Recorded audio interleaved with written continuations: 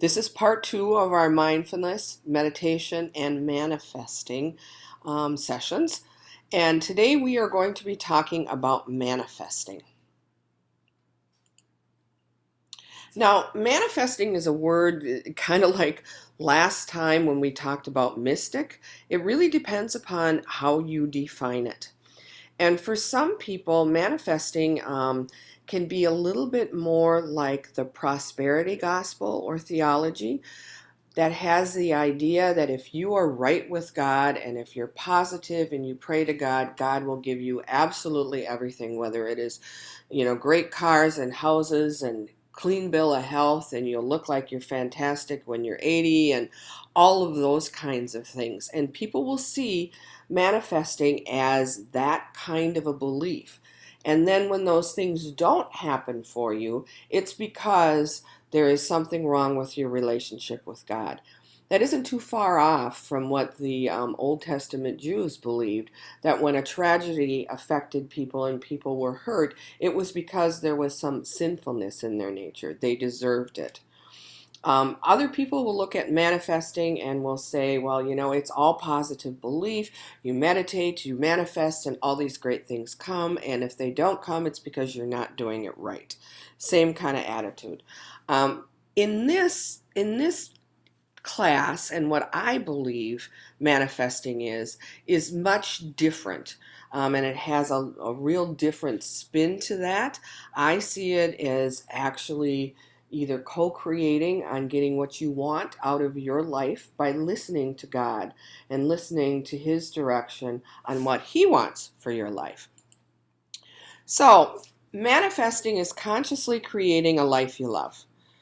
And it is creating an environment to make a positive change. So the big words here are basically taking a look at the word positive. Sometimes we come across and try to think that we're goal setting or manifesting, and we actually take a much more negative view. So here is what manifesting is not. Manifesting is not magical thinking. Now, there is a difference between something that is mysterious, like the ways that God interacts with our lives and understanding how God sees the world can be mysterious, but it's not magical. And manifesting is also not magical. It really means that you aren't having full control. And that's the difference in looking at manifesting this way. And this type of manifesting deals with surrendering to God. So that means you really have very little control.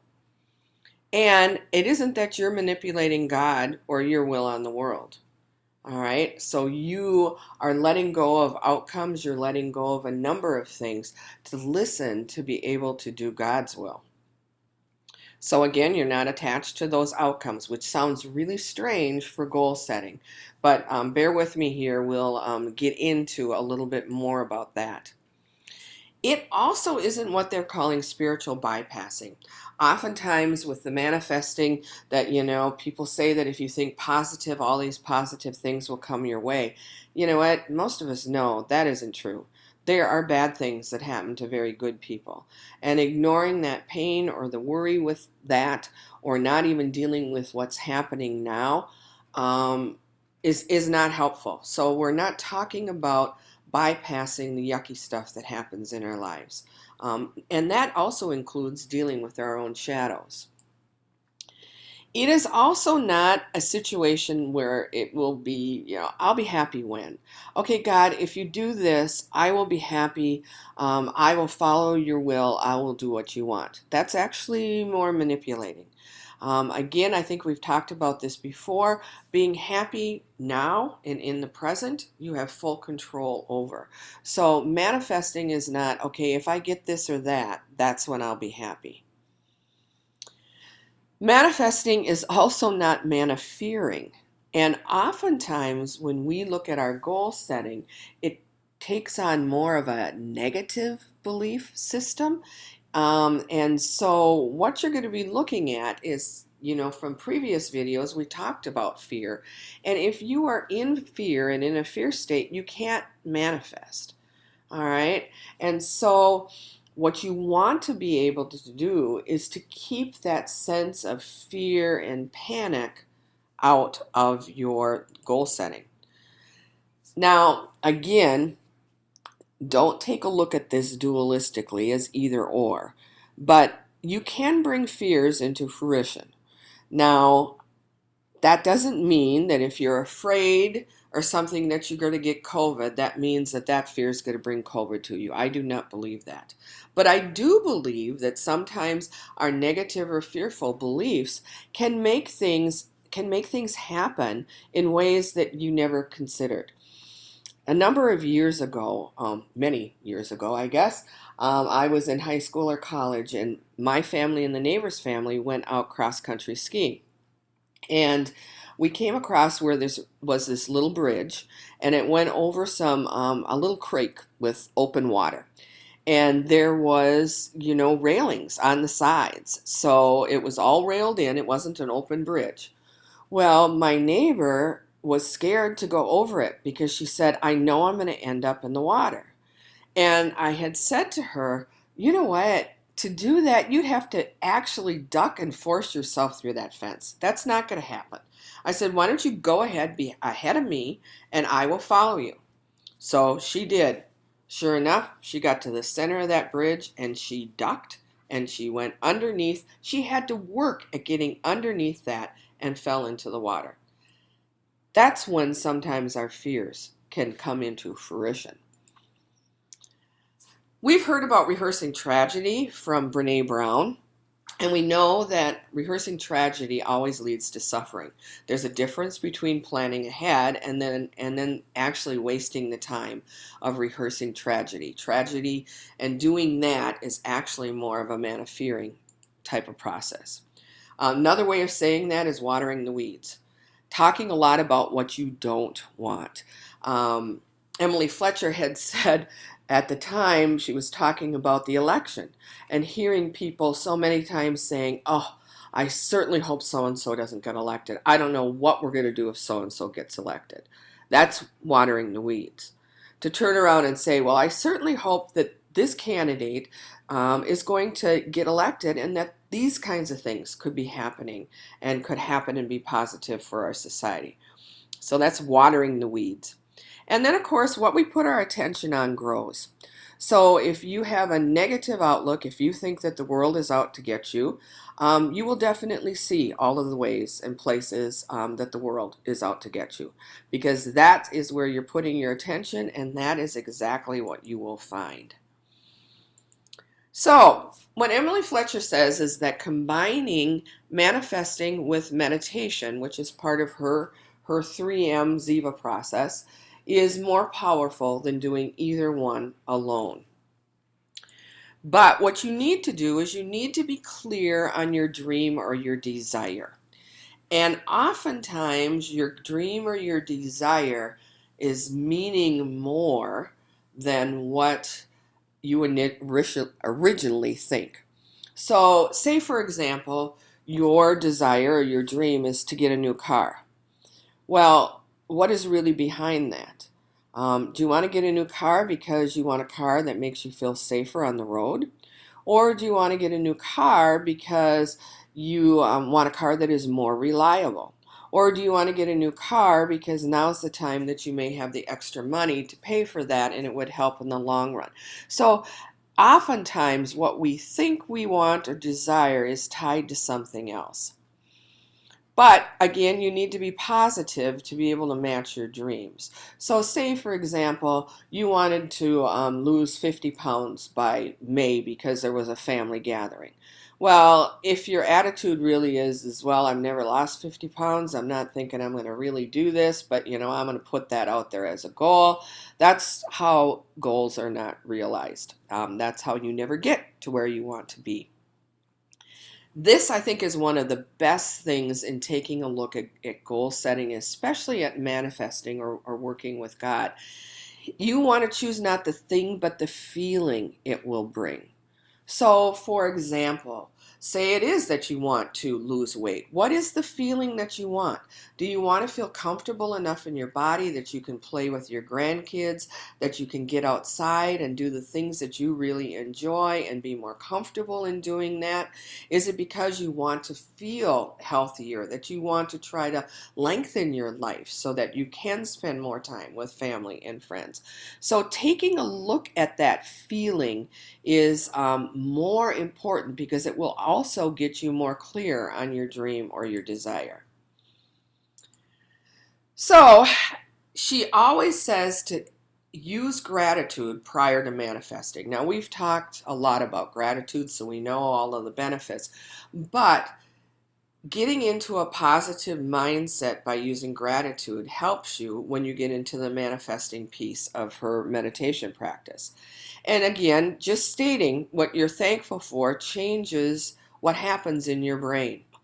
So your brain is really being shaped by your mind. And of course, we've talked a little bit about this, but this is dealing with neuroplasticity. So no matter what your age, no matter where you're at, you can change some of the brain patterns that are happening, and actually your brain will end up looking different. So if you start taking a more positive approach to things, if you start looking at things from a different angle or change some of your biases, you can actually change what's happening in your brain. Another thing that is talked about a lot is imagine your dreams as if they're happening now. And it's kind of called pretending as if. This is actually a counseling theory. I'm not sure I'm remembering what exactly the name of the theory is, but it is a practice of pretending as if that has happened now. So, say for example, you want to be more confident in social situations. Well, if you go ahead and pretend that you are confident, you will start acting that way and you will see that you will become more confident.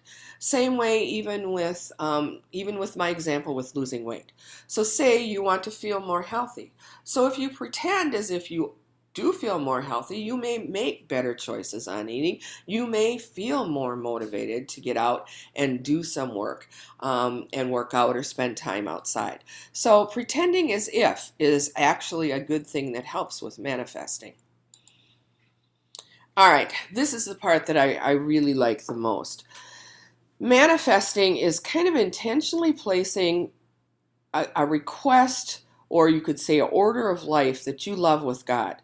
But it's always a two-way conversation. Again, you're not manipulating God and you're not trying to control God. But if you believe that your desires are always kind of divinely inspired, especially when you get down to the meat of them. So say, for example, I have felt a desire in my whole life to be able to help people. Had no idea, of course, at certain times in my life, how that would manifest, how that would show out as a goal. But I truly do believe that that is a desire that was given to me by God. So if you believe that the Holy Spirit or your intuition is always guiding you, the real question is are we listening? Are we listening to that guidance? And this process of using manifesting helps us listen to that guidance.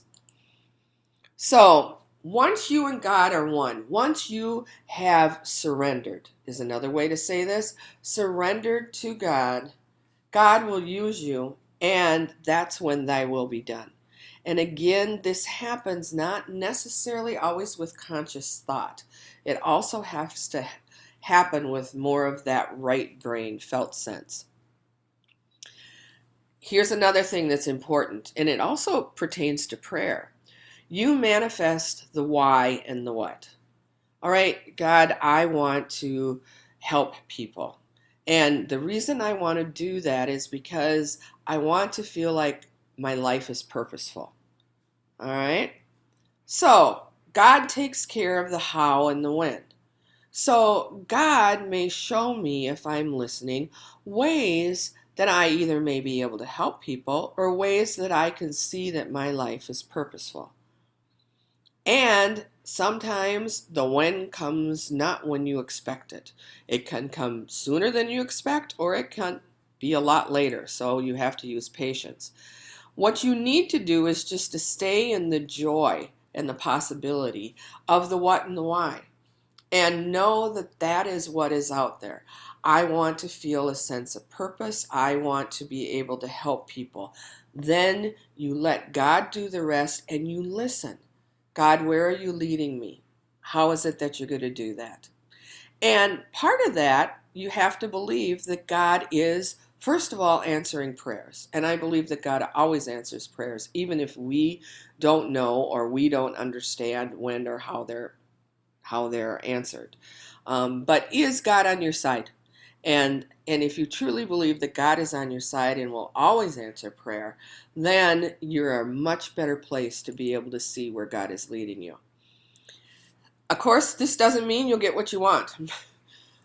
Sometimes it may mean that you get something more or better. You may not realize that right away.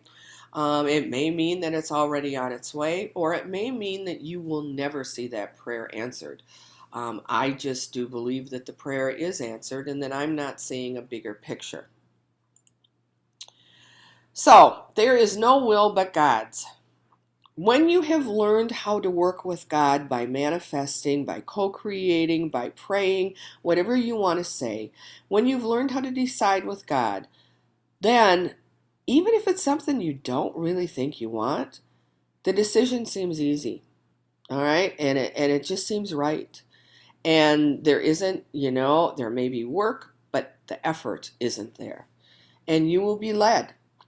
And it is a feeling more of peace, a feeling more of grace than it is of the kind of pushing, shoving that we can get when we try to do goal setting. You make your list, you do all of that, and then you beat yourself up to make sure that you do everything that is on your list to be able to get that. All right, apocalypse. That's a word too now that we're hearing a lot of. And actually, the true definition of apocalypse is lifting of the veil. So that means that we are seeing things differently. With COVID and everything has happened in our society, we have gone through and are going through an apocalypse. Things are looking different. So it's a great time to be manifesting. One way to kind of focus your thoughts on that is, who do I want to be in this new world? What have I learned from what I've been through? What have I seen? Who is it that I really want to be when we come back together?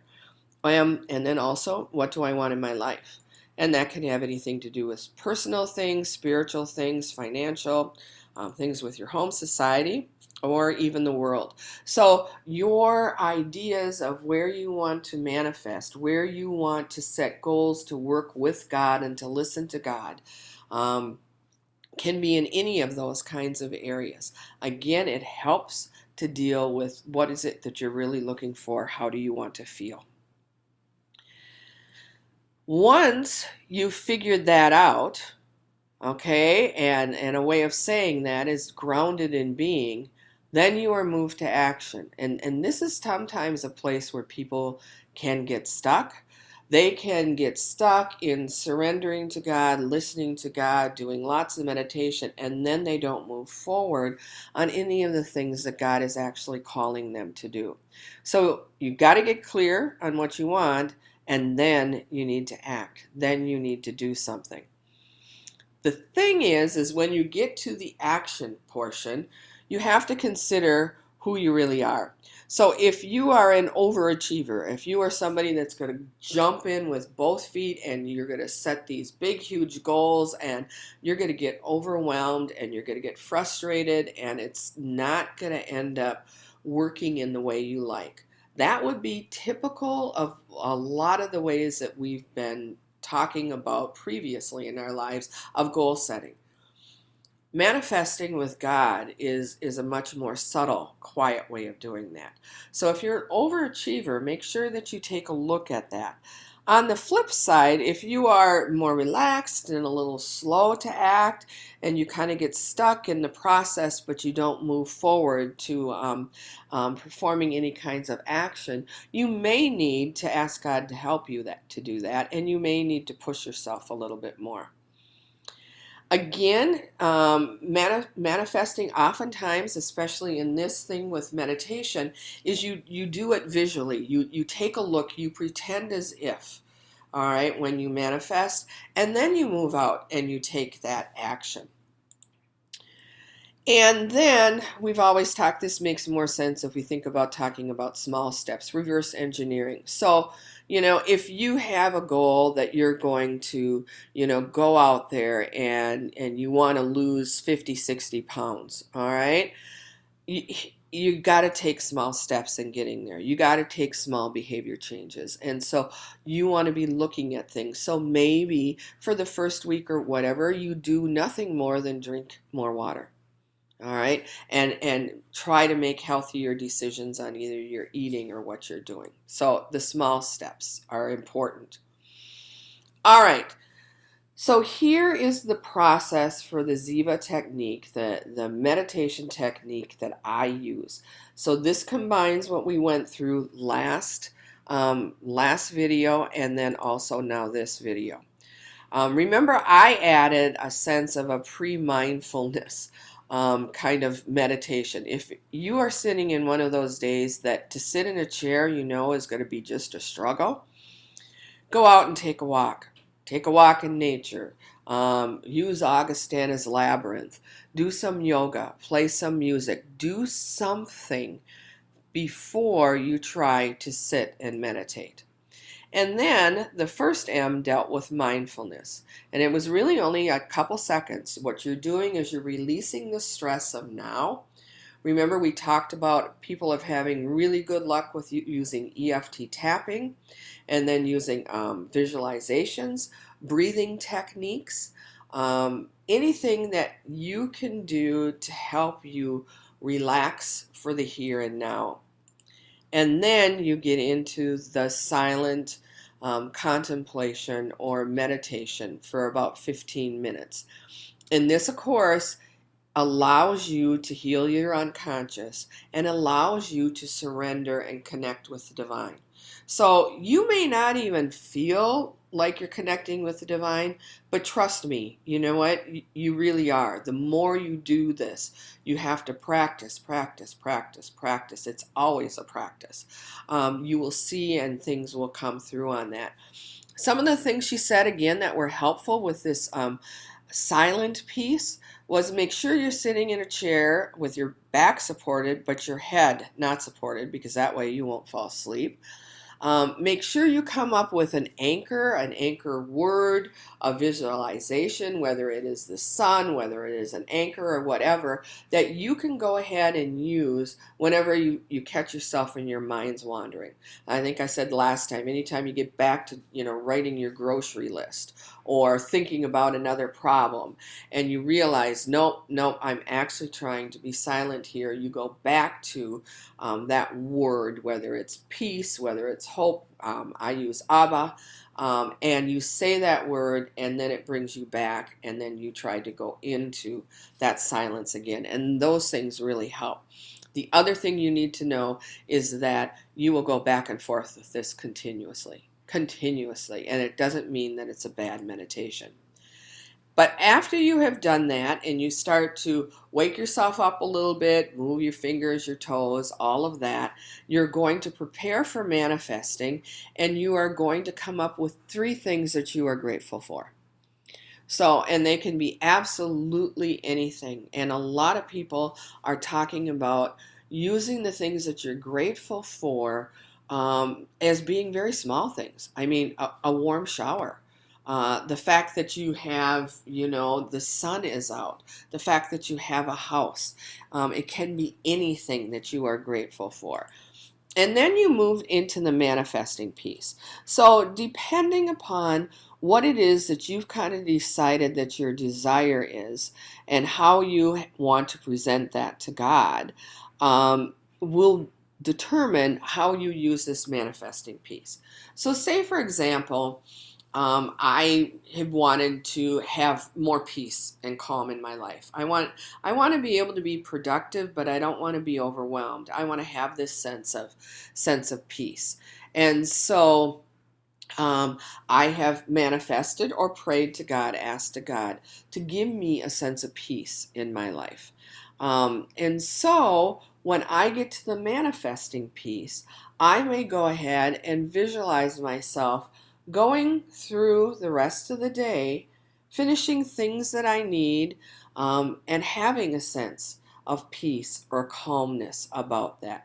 Giving myself the permission that if I don't get everything done on my list, that's fine. Giving myself the permission to listen to God through all of those things and letting Him direct me what it is I need to do next.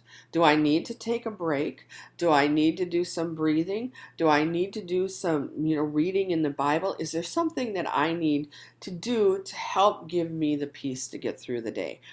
And this manifesting piece does not have to be long. Sometimes I think she's even said, 3, 4, 5 minutes. So it's just a way of visualizing yourself moving towards your goal. All right, this kind of finishes up everything that we were talking about with mindfulness and meditation and manifesting. And so there will be another Zoom discussion of this video on Tuesday, March 16th from 7 to 8 p.m. And you need to email me to get that Zoom invitation. Last time when we got together, we actually talked, answered questions, did a bunch of things with that, and then we practiced a meditation. And we will do that again with this March 16th video. So thank you very much for being with me today, and I hope you have a wonderful week.